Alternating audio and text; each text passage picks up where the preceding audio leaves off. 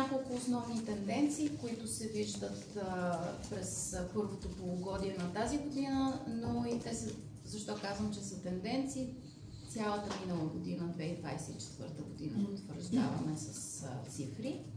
Има сериозно увеличение на плащанията на кредити. Това за мен е най-добрата и позитивна тенденция, имайки предвид и притеснението на всички какво ще стане след като влезем в еврозоната и всички потребителски въпроси по тази тема. За мен, аз предпочитам да гледам хората. Може само да го премести да не е така на чашата. Мерси. Да. Съответно, това, което се наблюдава вече като устойчива тенденция, е, че има повишение на плащанията в кредит. 38%, което е много сериозно повишение, т.е. хората започват да разбират по-добре финансовите си ангажименти и за нас, нали, това е основното обяснение. Стават по-отговорни спрямо задълженията си, но и вероятно имат по-добри възможности да го правят, т.е. имат по-големи заплати или изобщо по-добри и по-регулярни доходи, които получават. Надявам се да означава и изсветляване на икономиката. Нямам данни, с които да го подкрепя. По принцип не обичам да говоря без данни, така че за момента само на ниво надежда остава в мен и членовете на асоциацията. Друга тенденция, която всъщност е от години, тя не е от сега, тя е от много дълги години, е това, че частта, която ни възлага на тип аутсорс, намалява постоянно. Частта, която ни продават като дълг, остава сравнително устойчива в последните няколко години. Дори по време на COVID-пандемията нямаше спад или ръст, или каквото и да било. Тоест, нашия пазар последните 5-6 години е изключително стабилен по отношение на задълженията, които идват при нас за събиране. Независимо от това на кой етап от просрочие и така нататък.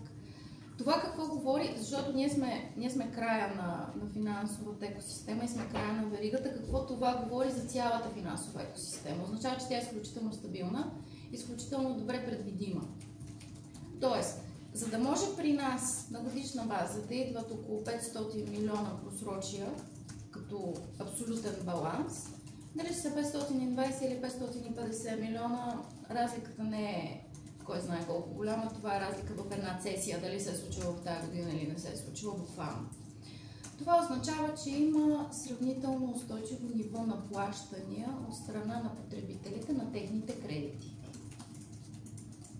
Всъщност това, което също така наблюдаваме в последните години като тенденция е, че нивото на плащане на ипотечните кредити, чисто потребителските, е много високо и съответно портфели с обезпечения почти не се продават в последните години. Или ако има такива, то те са по-скоро корпоративни small medium бизнес компании, а не физически лица с ипотечни кредити. Това иде да рече и в обратна посока още нещо във връзка с икономиката на държавата. Независимо от това колко смятаме, че има имотен балон и дали ще се повтори 2008-2009 година, ами не, няма да се повтори, защото каква е основната разлика? Тогава се вземаха предвид стойността на имотите. Сега се взема предвид платежоспособност на потребителя. И банките тогава направиха имобилиен компании, които се занимаваха с real estate. Това вече не го искат банките. Те искат да взимат депозити и да дават кредити, което е тяхната кор дейност. Те не искат да се занимават с real estate, не искат да се занимават с събиране, затова на все по-ранен етап ни продават техните задължения. Искат да се фокусират върху това, което е тяхната основна дейност. И това, от което изкарват най-много пари, разбира се, съвсем нормална бизнес логика. Друга тенденция, която е много устойчива при нас в годините, но 2024 и първото полугодие на 2025 година я виждаме вече сериозно застъпила. Имаме стремеж към извънсъдебно събиране и включване на споразумения с нашите клиенти.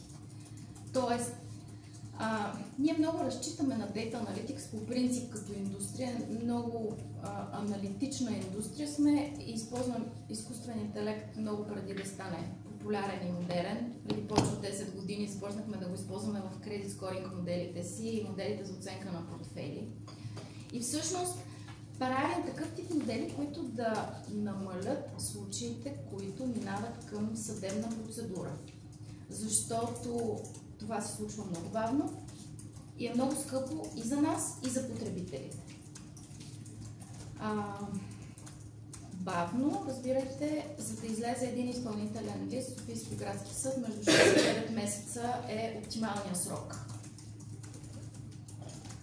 За нас като бизнес е по-изгодно да имаме срещу себе си разумни хора, с които да преговаряме, да направим споразумение за разсрочване, да дадем отстъпка и нещо друго много по-бизнес логично и разумно, отколкото да следим всичко на всяка цена.